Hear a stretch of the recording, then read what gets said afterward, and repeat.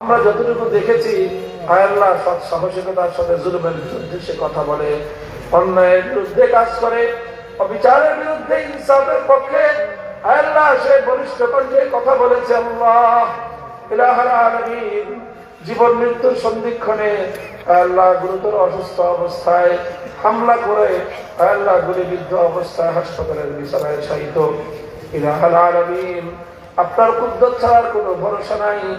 আল্লাহ আপনি শরীফ ওসমান হাদিকে শেফায়ে কামিলা আজলা কুল্লিয়া নসিব করে দিন, পরিপূর্ণ সুস্থতা দিয়ে আবার জাতির মাঝে ফিরিয়ে দিন।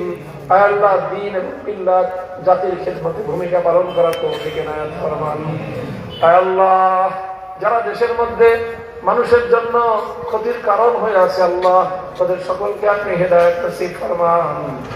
আল্লাহ হেদায়েত যাদের কপালে নাই, আল্লাহ তাদেরকে সর্বতভাবে আপনি নির্মূল করে দিন। আল্লাহ উম্মতকে আমার কোরআন সুন্নাতের পথে ফিরে আসার তৌফিক এনায়েত ফরমান।